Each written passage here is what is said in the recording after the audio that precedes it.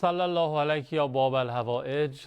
مجدد تسلیت عرض میکنم و آرزوی قبولی عزاداری ها و سوگواری هاتون رو دارم و اجازه بدید سلام و خیر مقدم عرض بکنم به استاد محمدی شاهرودی عزیز که قدم به چشم من گذاشتن.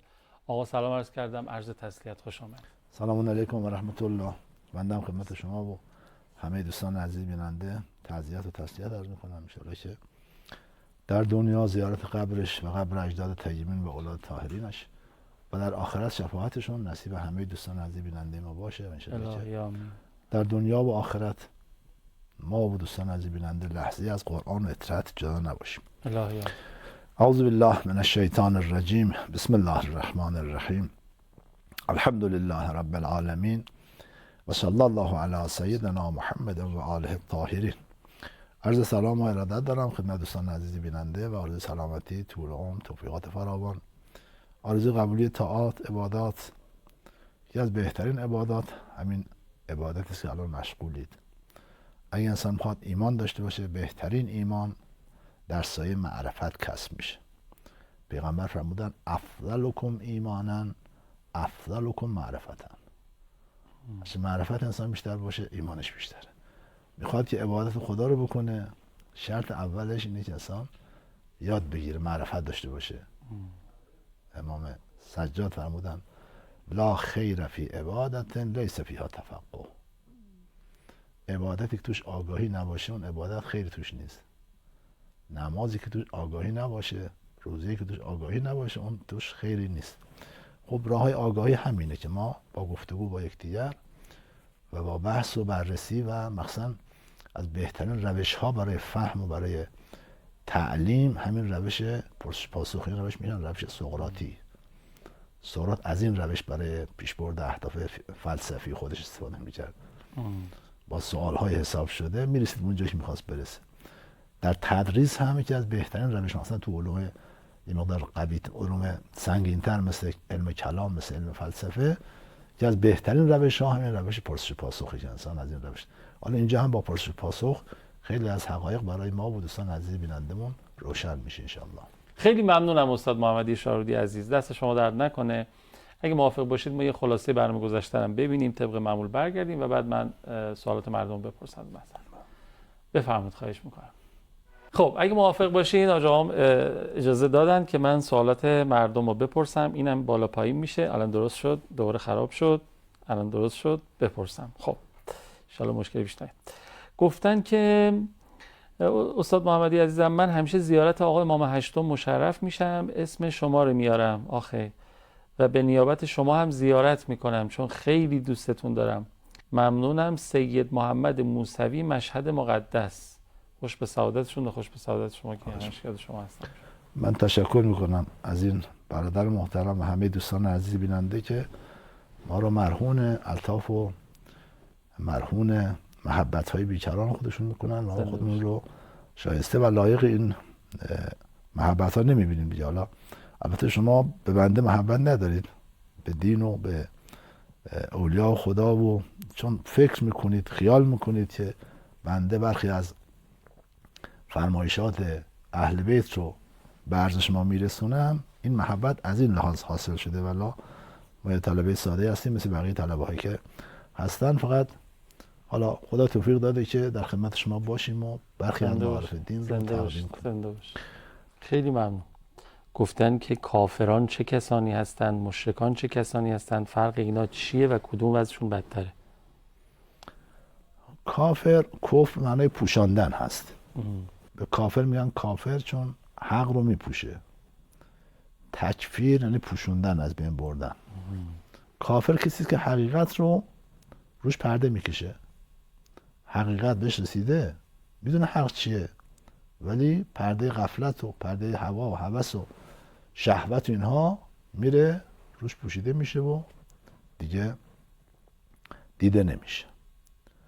یک شق از کفار هستن که اونها هم حقیقت رو میپوشونن، منتها نه اینکه خدا رو قبول نداشته باشن، خدا رو قبول دارن، در کنار خدا خداهای دیگه هم قبول دارن. به این میگن مشرک. برای خدا شریک قائل میشه. این هم خودش نوعی کفره. این هم کفره که انسان بخواد برای خدا شریک قائل بشه. و اکثر کسانی که در صدر اسلام در مقابل اسلام ایستاده بودن، اینها الله رو قبول داشتن. تو قرآن فراوان داریم که ازشون بپرسی که کی شما رو خلق کرده، میگن الله. یعنی خالقیت خدا و اصل الله رو قبول داشتن. گفتن بسمک اللهم. اما ربوبیت خدا رو قبول نداشتن. گفتن این بت ها در کنار خدا در تقدیرات ما، در سرنوشت ما شریکن. ما باشون قربانی کنیم روزیمون زیاد میشه، بهمون فرزند داده میشه، مثلا چیز از این قبیل. این شرکه. شرک هم غالبا در شرک در ربوبیت بود، نه شرک در خالقیت. خود ابلیس هم مشکلش مشکل ربوبیت بود. شرک هم خودش باز شاخه‌هایی داره. یه وقت شرک آشکاره، مثل همین که پیغمبر رو به جای خدا مثلا به پیغمبر متوسل میشه. این پیغمبر نقش داره در سرنوشت ما، چه خدا بخواد چه نخواد، مستقلا. یا یه بتی رو مثلا با چوب یا با سنگ ساخته، میگه که روزی ما دست اینه. این شرک رو شرک جلی که انسان از دین خارج میکنه. گاهی شرک پنهانه، من شرک خفی. مثلا ریا شرکه، هر ریای شرکه، منتها اون شرک خفی است. انسان از دین خارج نمیکنه، عمل باطل میکنه، گناه کبیره، ولی انسان از دین خارج نمیکنه. ده شرک باز انواع دیگر هم داره، شرک نظری، شرک عملی. خود شرک نظری شرک در ذات، شرک در صفات، شرک در افعال. باز هر کدام از اینا شاخه‌های متعدد دارن که دیگه بحث مفصل دادن. خب خیلی ممنونم استاد. یه فاصله ما از دوستانمون بگیریم و برگردیم و ادامه سوالات رو از محضر استاد محمدی شاروردی میپرسیم. با اجازهتون بفرمایید. بله، خیلی ممنونم که دارین دل میدین به برنامه خودتون یاد خدا در شب شهادت هفتمین آفتاب امام کاظم علیه السلام. عزیزی پرسیدن از حاج آقا سوال کنیم چیکار کنیم تا به مقام رضا برسیم. سوال خیلی مهمیه به نظرم. بفرمایید. باید گام‌هایی رو برداره. گام اول تسلیمه، که انسان تسلیم حق باشه. درست. گام دوم از کنم که حالا خودش رضا باز مراتبی داره که آخرین مرتبهش اینه که انسان از اون چی براش اتفاق میفته خوشنود باشه، راضی باشه. هر دو اینها موتور محرکش معرفته. اگر انسان خدا رو شناخت و عالم رو شناخت، خودش رو شناخت، هر چی براش اتفاق بیفته ازش راضیه و تسلیم امر خداست. اگر رو سرش سنگ آسیب هم به چرخه ناراحت نیست، به مصلحت ما در همین. اگر همه دنیا هم بهش داده بشه بازم مغرور نمیشه، بازم میاد امتحانی که خدا برای ما قرار داده.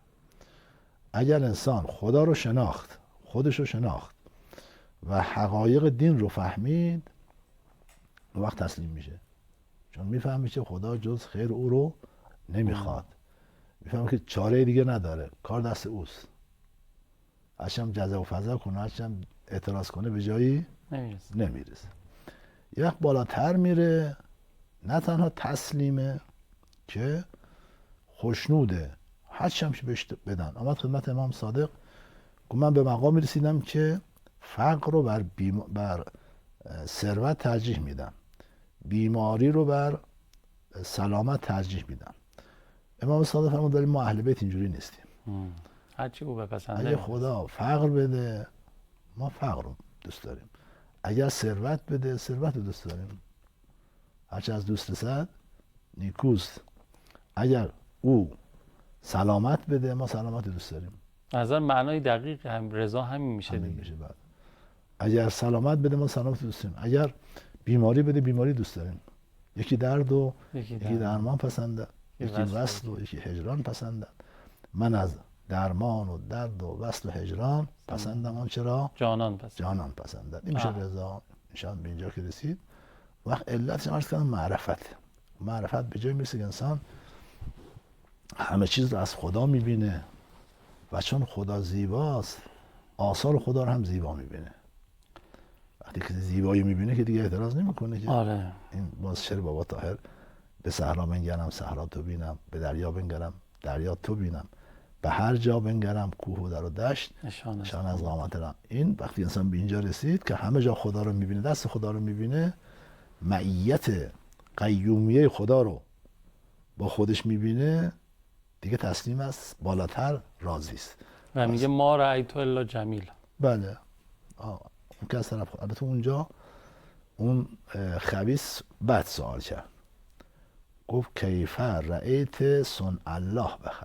اصلا خود صنع یعنی زیبایی، خوبی، کار خوب. اونم کار خدا. مگه میشه از جمیل جز زیبایی صادر بشه؟ گفت کار خدا رو چطور دیدی؟ معلوم که از جمیل جز جمال صادر نمیشه. اگه سوال میکرد کیف رأیت صنعنا باخیک، فرمود ما رأیت الا قبیحا، از شما جز پلشتی ندیدم، جز پلیدی ندیدم. بله اون که از طرف خداست زیباست، چون از جمیل جز جمال صادر نمیشه. اون وقت انسان که زیبایی دوست داره تسلیمه، بلکه بالاتر راضیه. آره. فقط یه نکته ای، همین اینو میخواستم بپرسم و مردد بودم بپرسم، این فرمایش شما باز منو از ما جذب کرد که بپرسم.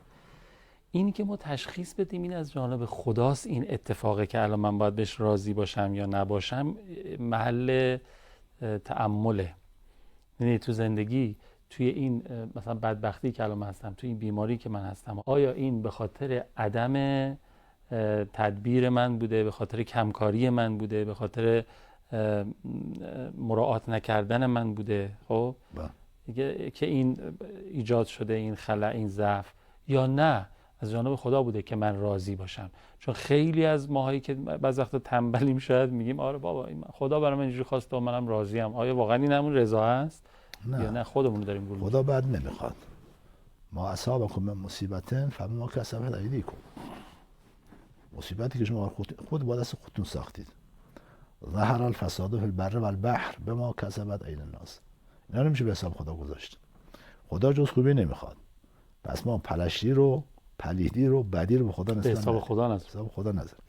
اما معیاری که میشه انسان تشخیص بده که این مسئله جایی است که انسان باید راضی باشه، باید تسلیم باشه یا نه، باید تجدید نظر بکنه در رفتار خودش. و آره. دو تا شرطه، دو تا نکته است. یک، ایمان.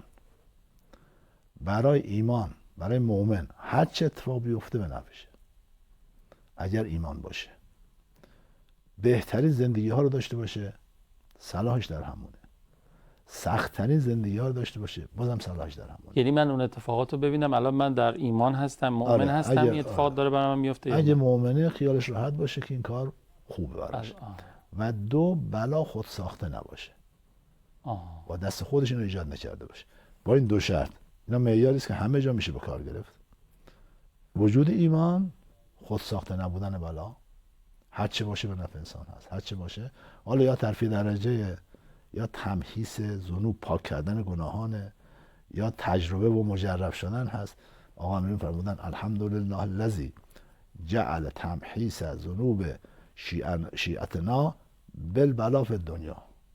هم مخصوص خدایی است که پاک کردن گناهان شیعیان ما رو با بلا در دنیا قرار داد. با بلا پاک میشن، وقتی به خدا ملاقات میکنن پاک باشن.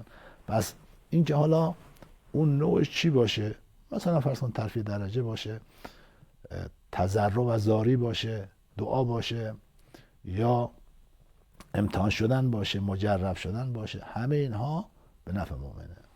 میدونین این دومیه خورده خیلی وقتا متوجهش نمیشیم دیگه، اینکه خود ساخته نباشه اون بلاه. خیلی وقتا مثلا میگم یه گیر و گوری تو زندگی میفته، نه عمدن. بعضی ها میگن خب این از طرف خداست و رضا. بعضی پیگیری میکنن، مثلا میرن پیش عالمی، پیش بزرگی، مثلا میرن پیش آقای بهجت رضوان الله، این چیزی که حالا شنیدم.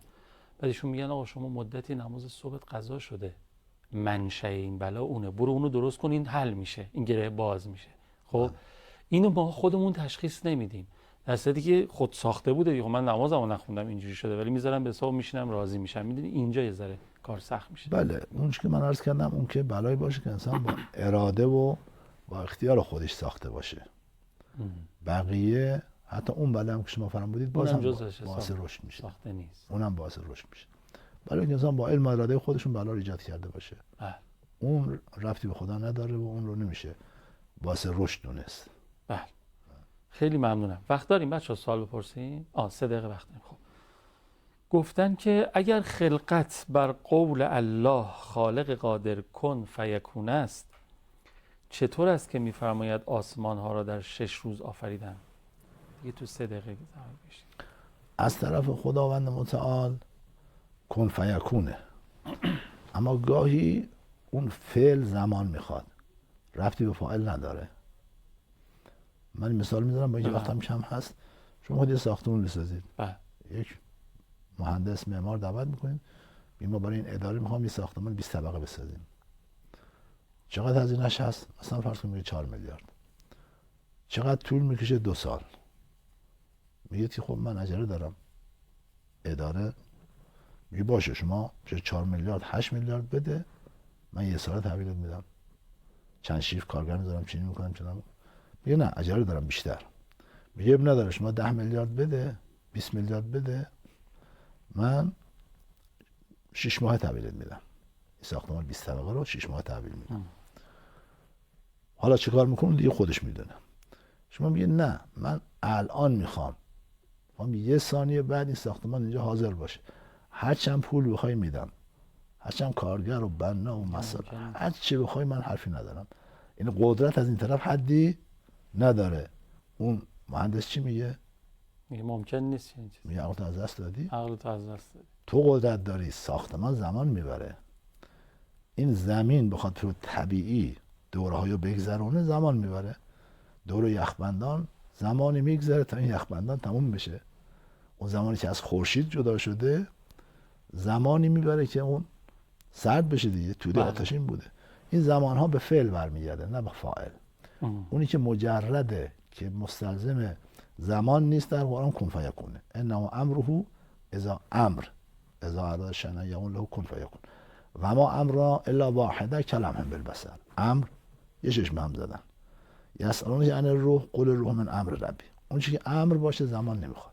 کن فیکون. خلق زمان میخواد. چرا؟ چون ماده هست. زمان بعد 4 ماده هست. بدون زمان ماده ناقص است، ماده وجود نداره. پس اون چیزی که نیاز به زمان داره خدا نیاز به زمان نداره. خدا کل عالم رو با هم اراده اول خلق کرد، تمام شد. خیلی ممنونم استاد محمدی شاهرودی عزیز، خیلی استفاده کردیم. خدا خیرتون بده. اجرتون با امام کاظم علیه السلام. اوامر نداریم، محتاجیم. زنده باشیم. ان شاءالله که دست پر باشیم امشب و فردا شب از محضرشون. التماس دعای زیاد بازم قبول باشه. یا حق. خدا نگهدار.